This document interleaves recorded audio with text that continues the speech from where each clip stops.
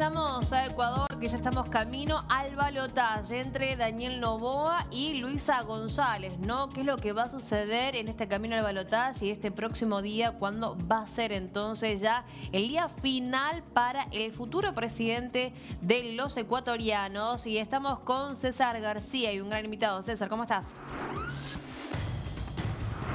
¿Qué tal, Maga? Un gusto. Si la distancia entre los dos finalistas, el presidente de la República y Luisa González, fue de 19.000 votos, algo más, algo menos, ¿qué crucial será el papel que tenga, por ejemplo, quien quedó en esta contienda electoral en tercer lugar, por encima del 5%, Leonidas Issa? Muchos lo venían hablando cuando recibíamos los resultados. Será un elector natural, y el pueblo y nacionalidades indígenas, por supuesto, tendrá que tomar una decisión alrededor y podría ser definitoria en este sentido para saber quién será el próximo presidente o presidenta. Estamos justamente con él, con Leonidas Issa, para conversar al respecto de su desempeño y cómo avanzan esas conversaciones de cara a saber a quién van a apoyar desde los pueblos y nacionalidades indígenas. Gracias, Leonidas, primero por esta entrevista, por el espacio con Latinoamérica. Quiero iniciar preguntándole qué interpretación tiene sobre los resultados electorales en relación a ese 5%, porque muchos analistas han señalado que Leonidas Issa, como líder, tuvo que adaptarse a la realidad política, incluso con visiones radicales que están plasmadas en la literatura que usted ha expuesto, pero que se tradujeron en la sociedad con ese 5% que obviamente obedece a un electorado que no optó por las otras dos opciones. ¿Cómo usted interpreta ese papel que ustedes hicieron en campaña? Saludos cordiales para nuestra querida Latinoamérica, para el mundo y para mi querido pueblo del Ecuador, ecuatorianos, ecuatorianas. Venimos 200 años de un Estado colonial, uninacional, una sociedad tremendamente racista, y entrar en un proceso electoral polarizado, tener el 5% significa que hemos logrado instalar la idea de que otro país es posible. Y en ese proceso creo importante, esta votación no viene solo del movimiento indígena, ya siendo hemos hecho un desagregado en cada territorio. Sí, efectivamente hay una votación muy importante en territorios de pueblos indígenas, pero como usted entiende, un 8% en la ciudad de Quito, que no es la base absoluta del movimiento indígena, son sectores populares, sectores académicos, clase media, que lejos de creer que solo tenemos dos opciones, estamos pensando que hay otras opciones de país. Y en ese proceso creo que nuestra votación no remite únicamente al proceso electoral, sino en la posibilidad de construir hacia adelante otros procesos que vayan a transformar al Ecuador. Por ello valoro muy profundamente, porque nos va a permitir de aquí en adelante, en una sociedad racista, instalar los debates como, por ejemplo, la plurinacionalidad, la interculturalidad no es un problema étnico, ni es un problema reducido a pueblos indígenas. No, es una posibilidad de transformación a partir de las identidades culturales que tiene el Ecuador, a partir de las identidades económicas que tenemos en el Ecuador. Creo fundamental cuando discutimos el sentido de la economía privada y pública, siempre ha estado en el escenario, pero hemos logrado instalar la visión de la economía comunitaria, la visión de la economía popular y solidaria, la economía familiar, que no corresponde a dos modelos, por ejemplo. O también se ha logrado instalar el debate alrededor del sistema de justicia, que muchas veces está estigmatizado la aplicación de la justicia indígena. Hemos logrado instalar el debate sobre la necesidad de superar el estadio del extractivismo, que hemos vivido más de 53 años de la dependencia de la producción del petróleo, pero en este momento entramos a una voracidad del capitalismo alrededor del extractivismo minero. Entonces ahora está latente en este momento esos debates que no es agenda del movimiento indígena, sino de los sectores sensibles con la vida, con la producción, con el agua, y que efectivamente tiene que conjugar en la dinámica económica que tiene el Estado y la sociedad ecuatoriana. ¿Cómo estuvo esa competencia electoral? ¿Le dijeron a usted tiene que hacer tal o cual cosa para poder ganar? ¿Qué diferencias vio al enfrentarse obviamente a valores económicos muy superiores a los que ustedes tenían? Dos maquinarias electorales, y aquí he sacado un concepto después de este proceso electoral.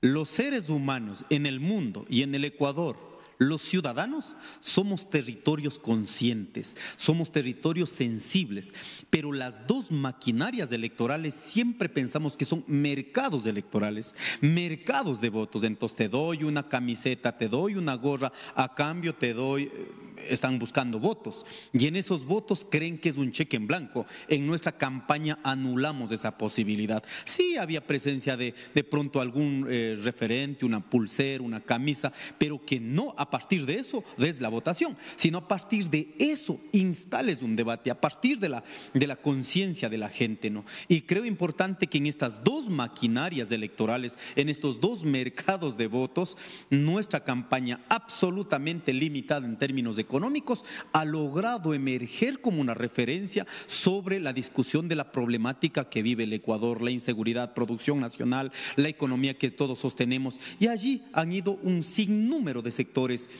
sociales del Ecuador, los artistas, los músicos, los pintores, bueno, diferentes ramas, ¿no es cierto?, ecologistas, ambientalistas, animalistas, con iniciativas muy ciudadanas, muy colectivas, han ido emprendiendo para fortalecer no la campaña, sino un nicho de personas con conciencia que sí queremos otro país.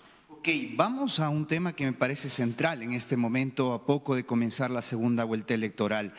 Dentro de lo que debe conocer Latinoamérica, las decisiones en la cosmovisión de los pueblos y nacionalidades se toman de manera horizontal, es decir, con las bases se pregunta y se toma una decisión. Y en ese sentido le quiero preguntar, ¿y hay algunas cosas descartadas? Tenemos dos finalistas. ¿Ustedes estarían en igualdad de condiciones de analizar las dos propuestas o con el gobierno y su opción de continuidad en una potencial reelección, ustedes no estarían dispuestos a apoyar? Primero, hay una constante entre la primera vuelta y la segunda vuelta. Tenemos un gobierno candidato, tenemos un presidente candidato, pero además de eso tenemos un Estado candidato que no se remite al límite del gobierno, sino remite a controlar las otras funciones del Estado, como el Consejo Nacional Electoral, que yo evidencié antes del debate presidencial, que tiene controlado el sistema de justicia, y en efecto, ese es un Estado al servicio del poder de gobierno en este momento. Esa es una constante que miramos, que están ahora mismo con programas sociales, entrando a los territorios, utilizando la institucionalidad de la Secretaría de Pueblos, que han utilizado como un armaje para la división, y lógicamente mis hermanos indígenas al servicio de esos intereses. Me da mucha pena, bueno, en la historia siempre han existido, ¿no? Por otro lado, tenemos en la imposibilidad de debatir los temas centrales. Entonces se ha situado en el odio de uno contra en el odio de otro. Entonces, salir de esa polarización, instalarlos. Están polarizando el país. Efectivamente, y eso hay que ser muy serios en lo que estamos diciendo, pero en la cual yo, en términos políticos, en términos económicos, la hemos definido de esta manera. Tenemos dos opciones. La opción del presidente candidato Daniel Noboa, una derecha radical, rayando el fascismo. ¿Por qué pongo esta cuestión? El presidente del IES en el Ecuador, del Instituto Ecuatoriano de Seguridad Social, el presidente dice, no sería una mala idea de que los indígenas sacrifiquen la vida del señor Issa. ¿Qué está diciendo? Está diciendo que hay que matar al señor Issa, hay que asesinar al señor Issa. Eso está diciendo un funcionario del gobierno de Daniel Noboa. ¿Eso qué significa? No está recurriendo a un análisis ni económico, ni político, ni cultural, sino está recurriendo a un odio, a un pasado, y ahí ellos mismos dicen resentidos sociales. Entonces, como son resentidos sociales, hay que asesinar, hay que aniquilar. Lazo los llamó terrorista. ¿Usted se desmarcó de esa visión, de esa lucha? Sí, pero hay una constante. En gobierno de Moreno, en gobierno de Lazo y en gobierno de Noboa siguen el mismo relato, siguen el mismo guión. Entonces no es simplemente el gobierno del presidente Noboa, sino cuáles son los factores, cuáles son los elementos que sostienen esa política. El señor Castillo, siendo asambleísta, él está viniendo por la cabeza mía, dice, ese criminal tiene que estar en la cárcel. Y cuando dice, pero no van a dialogar, dice, otros señores tendrán la capacidad de dialogar conmigo, pero con él no cuenta que efectivamente lleva en adelante. No, eso es una actitud fascista. No nos olvidemos lo que pasó en la Alemania nazi. ¿Cómo construyeron los elementos para naturalizar, para normalizar el fascismo? Lo que están en este momento haciendo. Muchos de mis hermanos empobrecidos han caído en este relato. O también de pronto lo que está haciendo esta derecha de Daniel Noboa, a la cual invito a un análisis. Recuerdan las agresiones de Rafael Correa, quitar la casa de la CONAI, las agresiones cuando estábamos luchando por nuestros territorios, en las cuales personalmente y colectivamente enfrentamos esa política. Efectivamente, tres hermanos. ¿No es lo mismo? No es lo mismo. No, voy a poner que no es lo mismo. 3 hermanos perdieron la vida: Bosco Bizún, Freddy Teis, José Tendetza. Pero se olvidan de los 10 hermanos que perdieron la vida en manos de Moreno. Se olvidan de los 8 hermanos asesinados en las manos de Guillermo Lazo. Se olvidan de los 154 criminalizados en manos del gobierno de Daniel Noboa en Palo Quemado, Las Pampas. Se olvidan de los 9 hermanos sentenciados el viernes, mañana 8 días atrás, sentenciados en manos del gobierno de Daniel Noboa para favorecer a la empresa minera del grupo de la familia Noboa. Imagínense, la gente recuerda anteriormente para decir, oiga, tenemos que ir a otro, no podemos estar con el pasado. Pero además de eso se olvidan. En la siguiente semana vienen 29 sentenciados en manos del gobierno de Daniel Noboa. Entonces, esa es una opción, la opción de la política de derecha neoliberal rasgando el fascismo. Ahora, tienes otra opción. Leonidas, perdón. Con este análisis nos parece claro que no se va a apoyar el lado del gobierno nacional y esa continuidad. En el caso de la Revolución Ciudadana, donde tú ya has esbozado algunas cosas, en donde también fueron reprimidos, en donde también fueron aislados del diálogo y en donde no se impulsó una reforma agraria que forma parte del plan que ustedes habían impulsado, ¿cómo esperar entonces ahora que en la opción de Luisa González se pueda hacer algo diferente? ¿Cuál sería el planteamiento de ustedes en el caso de ese acercamiento? Porque no es cuestión de ganar por ganar o dar los votos por dar, sino que obedezcan a superar estas cosas que tú estás mencionando. Así es, entonces permítame describir la otra opción. La opción en términos económicos, sociales y políticos se llama la opción de la socialdemocracia. Los anteriores que describí, ellos creen en el neoliberalismo, las dos formas de economía en el capitalismo, el neoliberalismo, el keynesianismo. Y ahora la socialdemocracia se sostiene en el modelo económico keynesiano. Entonces, tiene que intervenir el Estado, sacar el Estado la plata, tomar territorios desde el Estado y lógicamente el Estado alimentaría el presupuesto general del país. Pero allí igual hay agresiones a los derechos de los pueblos y nacionalidades, porque son nuestros territorios. Ahora, frente a esto hemos dicho, el pasado correísta no podemos aceptar. Y ahí querido diferenciar, y algunos dicen, oiga, pero no es como se ha dicho, no, por llamada más o menos, por sugerencia van a gobernar el que venga. Aquí quedemos claro, se está disputando entre la visión de la socialdemocracia encabezada por la señora Luisa González y entre la opción… ¿O por Rafael Correa? No, yo no creo, mire, si me preguntan por Rafael Correa ya enfrentamos. Y creo importante, en política se cualifica, se dan saltos cualitativos. Pensar que vamos a regresar a 10 años y Correa va a gobernar, yo no creo esa opción. Muchos van a decir, pero va a ordenar, sí puede ordenar, pero no va a ser un referente de toma de decisiones en la política nacional. Por ello creo, lo que está pasando en mi movimiento, hay líderes históricos que no están de acuerdo conmigo, pero en los procesos políticos hay nuevos cuadros. Quieran o no quieran, tenemos que aceptar que hay un cambio generacional. Lo mismo pienso que pasa en otros movimientos, incluido en el correísmo. Son nuevas voces, pues tendrán que o tomar dos decisiones, o seguir en la línea que va a ordenar o decir, señores, ¿saben qué? Necesariamente tiene que haber estos cambios. Por ejemplo, hay un tema y se podría ahí identificar si estas nuevas voces se han distanciado de ese antiguo correísmo que usted califica. El tema Venezuela. Una dictadura en donde no se ha demostrado con documentos, como pasó acá cuando Yacu estuvo cerca en la disputa con Lasso, las actas, para poder evidenciar que el pueblo tomó esa decisión. Luisa González no se ha diferenciado en alejarse o no, identificar eso como una dictadura, como si, por ejemplo, el presidente Boric en Chile o otros mandatarios como Gustavo Petro, que también se refirió al tema. ¿No vemos ahí un vicio de continuismo? No creo. Mire, si me pregunta a mí sobre Latinoamérica, seas de izquierda, seas de derecha o seas socialdemócrata de centro, no puede haber actitudes ni autoritarias ni dictatoriales. En eso estoy claro. ¿Usted identifica a Venezuela como una dictadura? No.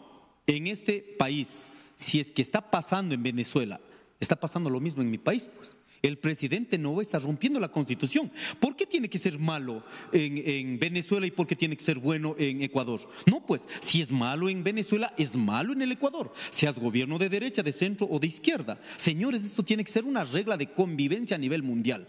Permítame decir, a mí me ha dejado mucha duda la situación de Venezuela, porque dicen gobiernos o expresidentes de derecha. Listo, dejemos. Oiga, pero alguna vez de izquierda también. Sí, absolutamente. Por ello no me he tomado una postura frente a aquello. Yo sí quisiera conocer a fondo. Mire, ¿por qué? ¿Por qué tiene que los latinoamericanos, los países que están con observación, tienen que demostrar al mundo los números? Pero cuando hay En una democracia pasa así. Sí, pero ¿por qué Europa no está dispuesto a abrir cuando hay antecedentes? ¿Qué se ha pasado en Europa? ¿Se ha pasado en Estados Unidos? Porque son de primer mundo, entonces ustedes son patrones para el resto. Pero los países subdesarrollados tienen que indicar las actas. No, señores, aquí hay reglas para todos. Por favor, con respecto al tema y con esto concluimos por cuestión del tiempo, para tomar esa decisión de si van o no a apoyar, en este caso a Luisa González, hay puntos de no retorno, nudos críticos que ustedes no están dispuestos a ceder, como el tema del extractivismo. Está claro que en esto que usted ha mencionado, la visión de Luisa González opta también por utilizar esos recursos naturales. Si eso se mantiene, ¿ustedes están dispuestos a ir por el nulo ideológico?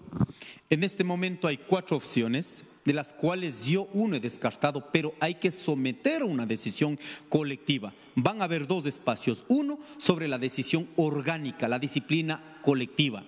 Y esto corresponde a las estructuras del movimiento indígena de la CONAIE y a las estructuras del movimiento Pachacuti de las coordinaciones provinciales. Va a ser un debate seguramente de 12 horas, 14 horas. Tendremos que tener por consenso o por mayoría. Esa es la democracia comunitaria. Y si es que hay otros criterios y que finalmente hay una mayoría, los que perdieron tienen que respetar la decisión de la mayoría. Así es como funcionamos. No es que sometemos un proceso de democracia comunitaria y resulta que luego van de manera individual. Eso no ha sucedido, lo que están algunos dirigentes sobre todo y expresándose. Y un segundo espacio, el movimiento Pachacuti no recibió la votación, o mi persona no recibió la votación únicamente del movimiento indígena, sino de los sectores sociales, de la clase media, académicos, los que están pensando en otro proceso. Estos 2 espacios van a tener una definición orgánica. Ahora, sobre las demandas, para nosotros, en estas opciones que decíamos, ¿no es cierto? Daniel Noboa, Luisa González, un nulo o dejar en libertad. En estas opciones, lógicamente, vamos a discutir. Si me preguntan a mí, ya dije, no dar más poder a los que en este momento están instalando el miedo, el odio, toda esta situación. Sin embargo, como somos sectores colectivos, vamos a someter a este proceso. Pero para los 2 está claro. Minería a gran escala en el Ecuador, que es tan pequeño, 83 mil kilómetros cuadrados, es imposible desarrollar minería a gran escala y a cielo abierto. Pero si hay que garantizar la pequeña minería, hay que regularizar la minería artesanal y hay que regularizar la minería superficial. ¿Que debe tener recursos económicos? Efectivamente sí. Hay que enfrentar la minería ilegal. Minería a gran escala, dicen no. Minería a gran escala y hacia... A pesar de que en Chile, por ejemplo, se dieron transformaciones. Chile, hermano, tienes territorios vastos que son en el desierto, pero usted me va a venir a comparar territorios desiertos de Chile con Choco Andino, que es las zonas más mega biodiversas. Aquí se llama una región subtrópico. El sector de subtrópico, que ni es la costa ni es la sierra, es el sector más productivo del Ecuador. Entonces, seamos objetivos. Si dañas esta parte de la economía, dañas toda la economía. En minería va a haber economía, sí, pero dañando las otras economías. Entonces, aquí tenemos que hacer un peso estratégico en términos económicos, sociales y ambientales. Ahora, solo para finalizar esta parte. Entonces, la minería, en cualquiera de las dos opciones, socialdemócratas o de derecha, también el tema no a la nueva constitución. Nosotros no estamos de acuerdo porque en ese escenario simplemente va a haber regresión de derechos. No vamos a lograr garantizar los derechos de los pueblos indígenas. Sí, el Correa también quería una constituyente. Por eso estoy diciendo a los dos, para que vea que los puntos de encuentro que tienen los dos sectores, los keynesianos y los neoliberales, más o menos aquí queriendo lavar las manos lo que han hecho. No, señores, aquí si estamos de acuerdo en la reforma constitucional, 4 o 5 temas: el tema de Consejo de Participación Ciudadana, el sistema de justicia, el Consejo Nacional Electoral, el hiperpresidencialismo, hay que discutirla en la Asamblea Nacional, y si es que tenemos que ir a una consulta, listo, reforma, pero no podemos ceder aquí los derechos. ¿Qué más? La capacidad de producción nacional. Aquí hemos firmado TLCs con Rey y con Mundo y todo el mundo, Rey y todo el mundo.